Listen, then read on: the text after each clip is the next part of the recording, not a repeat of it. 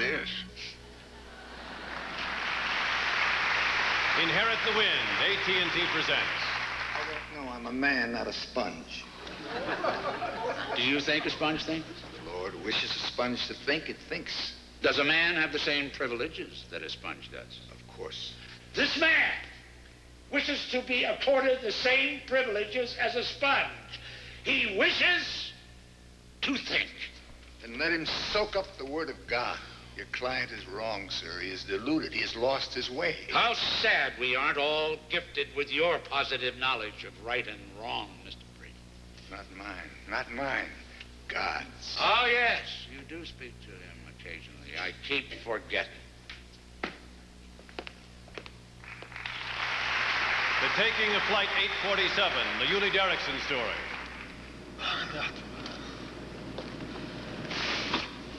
Jewish names. Understand? Jewish names sound like German names. German names, Jewish names. I can't do that. Jewish.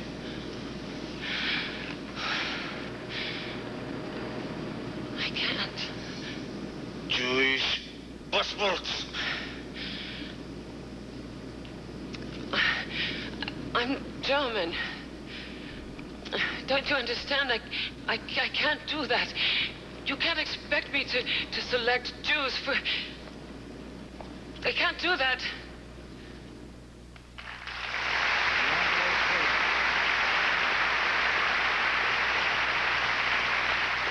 And the winner is Inherit the Wind. AT&T presents Peter Douglas.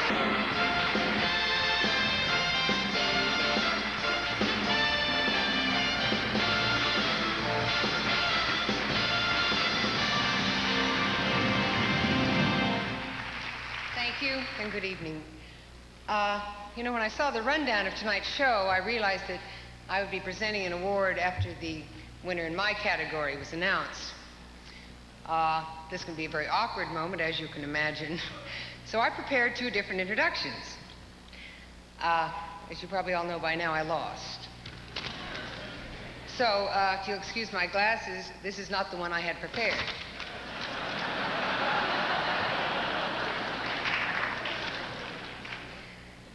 All the nominees for Outstanding Variety and Music Specials can be very proud of themselves.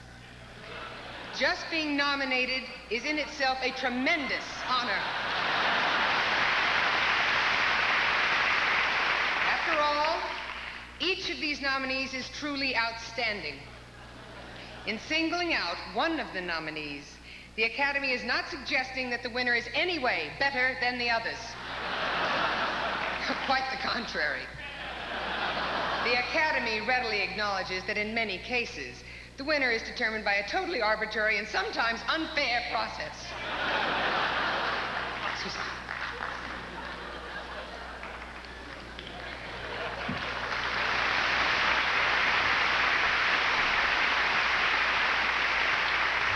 The nominees for Outstanding Variety, Music, or Comedy Program are Irving Berlin's 100th birthday celebration.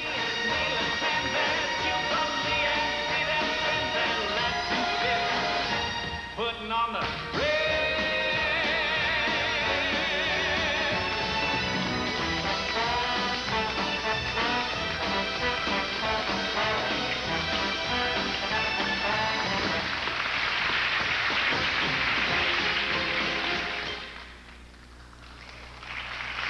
Late Night with David Letterman. We have 13 different video cameras. Here we go. Camera number 1. There's number 1. Camera number 2. Camera number 3. Camera number 4. Number 5. Camera number 6.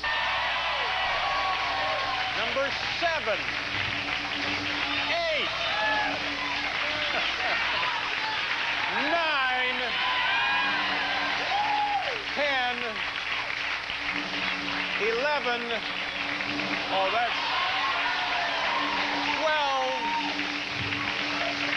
and finally, ladies and gentlemen, number 13.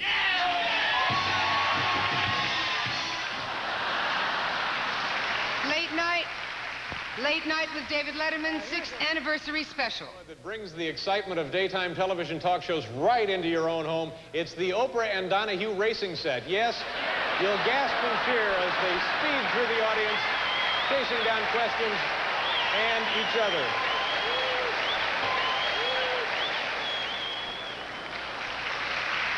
The Smothers Brothers Comedy Hour.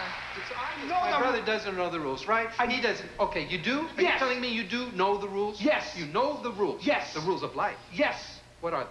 If you open it, close it. If you open it, close it. If you open it, close it. Is that it? If you turn it on, turn it off. If you unlock it, lock it. If you invade it, deny it. If you're indicted, ignore it. If you signed it, shred it. And The Tracy Ullman Show. What did Freud mean when he said, sometimes a cigar is just a cigar? What else could it be? Did you find me attractive? Yes. You find me attractive enough to want me amorously? Why is it? I do think for one or the other of us to be out here without the other of us would be highly illogical. Illogical. Let's just get over with it, all right? Let's get it on, and now it's time to shift to this award show and get into high gear. It says warp speed. Well, you stop with the warp speed. The nominees for Outstanding Miniseries are Baby M. I'm not giving you the baby, Betsy. I'm going to keep her. That's final. Mary Beth. I think we better call the center. No, there's nothing to call them about. Mary Beth, we need somebody to mediate this. You are breaching our agreement. I'm not giving up my child. Mary Beth. She's my baby. She's a part of me. She's Bill's baby. You signed an agreement. I want you to get out. I want you to leave now. Mary Beth, you already have 2 children. I have none. Now, why would you want to keep this child, too? It belongs to me. It also belongs to me. It's part of me, my flesh and blood. It is part of my life. Mary Beth, I don't have anybody. It's just not fair. I'm sorry, Bill. I didn't expect it to turn out like this. I don't want to hurt anyone, but those are my feelings. I have to keep my baby. The Billionaires Boys Club. If you are going to achieve greatness in this world, or keep great wealth, you will have to protect it. And to achieve greatness in the world, you must sometimes transgress the law. Frank Booker and I bumped off Ron Levin.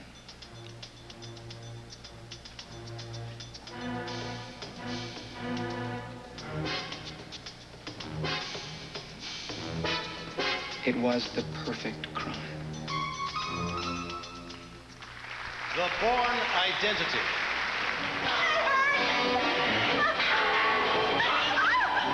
My wrist is broken. No, it isn't. Rico. As soon as we get to your car. I don't have a car. You forget I saw your key sock. My car is at the Ottawa airport. No.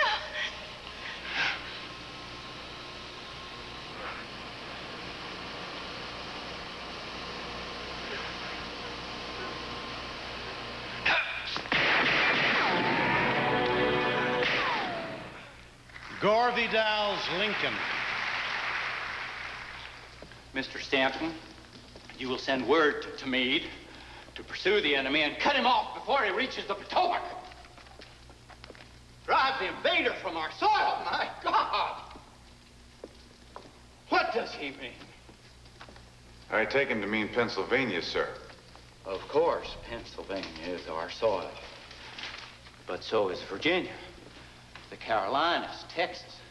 They are forever our soil. That is what this war is about. And these damned fools cannot grasp it. The Murder of Mary Fagan. You remembering any better, Jim? He told you what he knows. What does all this rigmarole mean? Tell him, Jim. If you and Leo Frank brought that body down in the elevator like you said, this umbrella would have been smashed just like it is, but it wasn't, because it never happened. Mary Fagan wasn't murdered on the second floor. Maybe the first, maybe down here in the basement, and by somebody who was waiting to rob her when she came down with her pay. You made up quite a story, Jim. Would you care to tell us how it really was?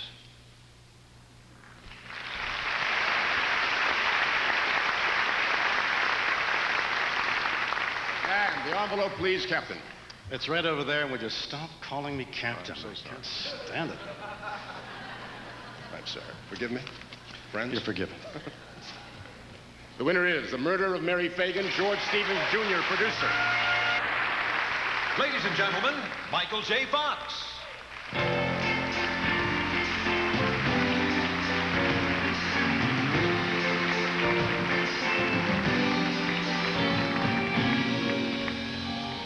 Thank you.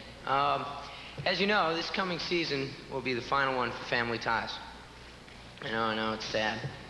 But I think we finally have enough episodes to go into syndication, so... We're trying to figure out what to do with my character, Alex Keaton, this year. I mean, he's really old enough to graduate from college. As you know, Alex is very conservative, he's Republican, he's very ambitious, but he's totally inexperienced, so I've been telling the producers that he should go run for vice president.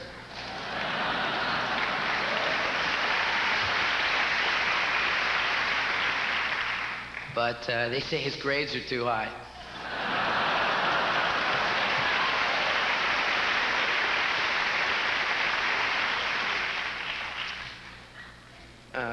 Actually, I want to thank Dan Quayle for showing that Alex Keaton really can exist. The nominees for Outstanding Drama Series are Beauty and the Beast. Because I wanted to see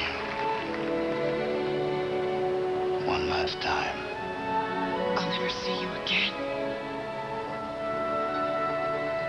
I've seen your world. There's no place for me in it. I know what I am. Your world is filled with frightened people. And I remind them of what they're most afraid of. Their own ignorance. Their aloneness.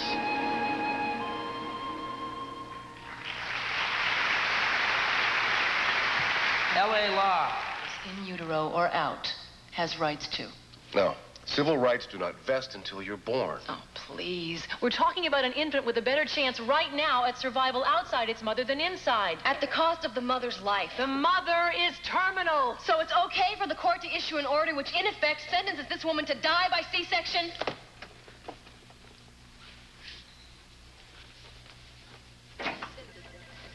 I think we're adjourned.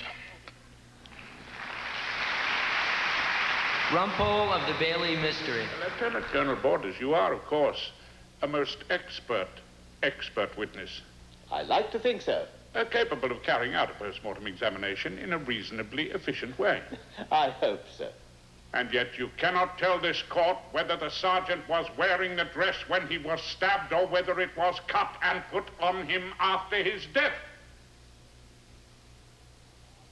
No. I can't tell you that. I'm afraid. You're afraid? Then I am afraid that you will not have sufficient expertise to be of any assistance to the court on another vital matter. Mr. Rupp? St. Elsewhere. What do you say? Well, it's a very interesting offer, Don. Let me try to tell you in terms that I think you're going to understand. You can kiss my ass, pal. 30-something. Please, God. I've never asked you for anything before. Oh, okay. I've asked you for a lot of things, but this time I really need a miracle. So just make me smart, at least until we get through this campaign, or make my partner smart. All right, okay, we're grinding here. We're grinding. It's like metal against metal. It's no oil. We need a new partner, God. That's all I ask.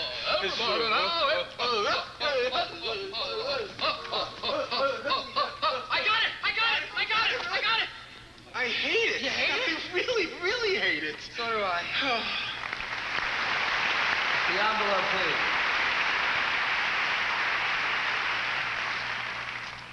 And the winner is 30-something. Edward Quick, Marshall Herskovitz, executive producer, Paul Haggis, supervising producer, Edward Jenkins, Scott Wynand, producer.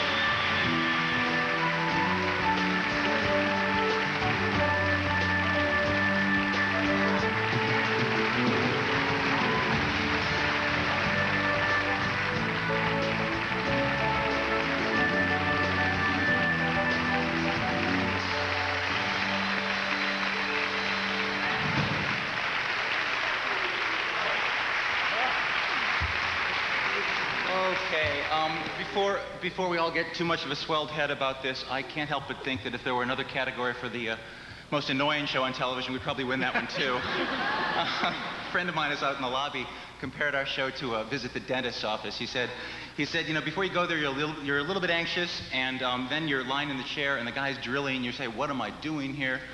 And then on your way out, you make another appointment, and you feel okay that you've gone. So I guess he meant it as a compliment.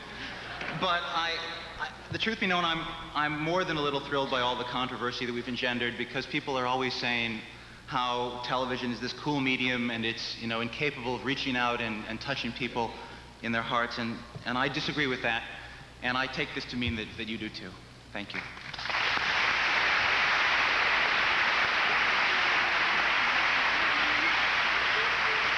This show was not easy to believe in the beginning. And I need to thank a few people who were there then. Brandon Stoddard, Chad Hoffman, Murray Soria at ABC, David Gerber and Lynn Loring at MGM. We have this unbelievable cast and an unbelievable crew, and our wives who were fool enough to get involved in this venture with us, and an incredible set of producers, Scott Wynant, Ellen Pressman, Paul, Richard. The essence of this show is something about community. Community in the world, a community of spirit or feeling, and sort of admitting that that's true. And this show is made by a community of about 150 people who take it very personally, and I think it shows. Thanks.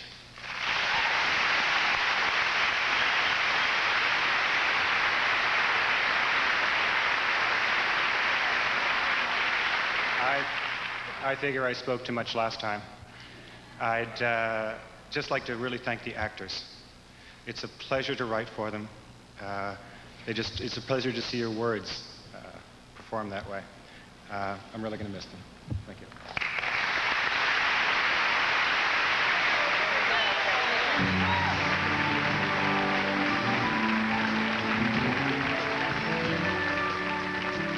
Ladies and gentlemen, Sherman Hemsley.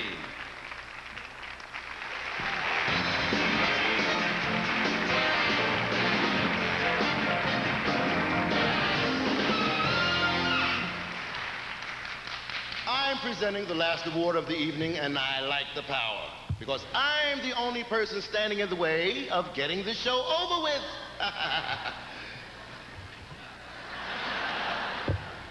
The nominees for Outstanding Comedy Series are Cheers. Well, it's time for me to be all that I can be. You enlisted in the Army, you idiot? Hey, we do more by 9 a.m. than most people do all day. And that's a selling point to you. Yeah, I've had a belly full of that Ayatollah guy. Quite frankly, I don't like what's been happening in the Persian Gulf, so I'm off to Persia. Frank's Place. But where are you going to be going to church Sunday? Excuse me? To church. You do go to church, don't you? Ah, sure, yes. I've missed a few Sundays, but... Oh, you gotta go to church here. Anna Mae and Shorty are Catholic. I'm Baptist. Big Arthur and Charlie, they's African Methodist Episcopal. and Tiger goes to the Church of Divine Light and Daily Miracles. I think I'll go with Tiger. Good. The Golden Girls. What is it, Sophia? What, Rose? What? They caught Gil Kessler having an affair. Oh, you're kidding. With whom? Well, they don't know her name, but look, they hid in the bushes and took this picture of her from behind going into his house. I don't believe it. Wait a minute, that looks like Blanche's red dress. And those look like Blanche's red shoes. And aren't they her diamond earrings and gold bracelet? That little floozy stole Blanche's clothes. Night Court. Well, I'm going to make this a $200 fine, and I hope that you have learned your lesson. You may think it's a big joke, but there is nothing funny about standing and waving while you're driving. It's grandstanding, it's dangerous, it's daredevil joyriding, and it has got to stop. The Wonder Years. Oh, Kevin, perhaps we should start by asking you to explain what in God's name moved you to do what you did? I wanted to tell them that Wayne had embarrassed me, that the other kids were laughing, that Mr. DePerna had played power games with me, that Winnie had seen the whole thing, and that she'd been wearing pink fishnets and go-go boots. I don't know. The envelope, please. And the winner is the Wonder Years.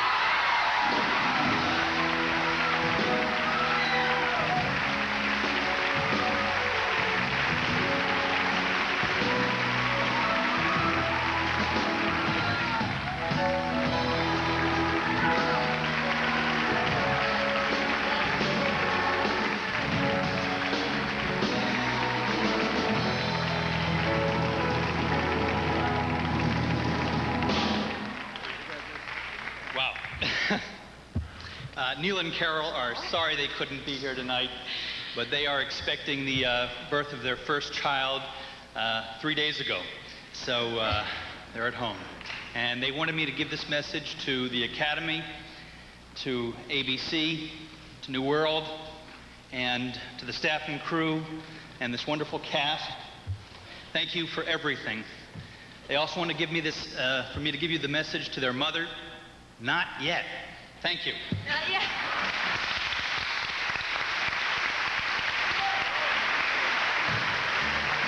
Come on, let's go.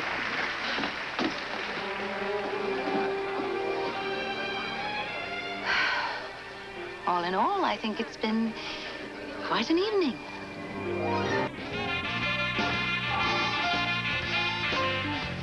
The 40th annual, ladies and gentlemen, Tony Danza.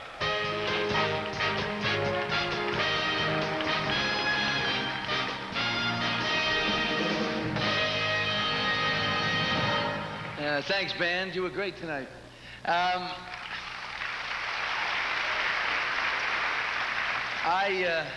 really had a lot of fun tonight. I've been up here a lot more than most people. I didn't really win anything tonight. In fact, I wasn't nominated, but I assure you, if you nominate me, I'll be here next year. But to those of you who didn't win tonight, and we can take comfort. We shouldn't feel bad. We can take comfort in the fact that we're in with some pretty good company. Have a look.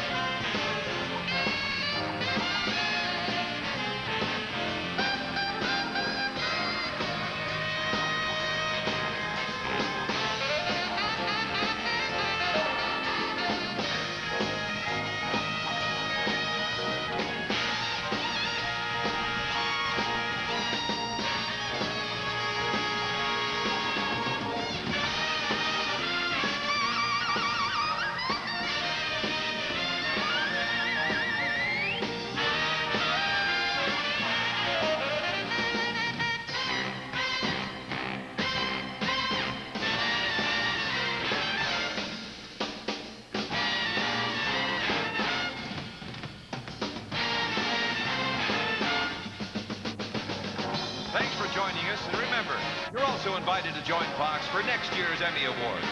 Now, in the meantime, check out Fox every weekend.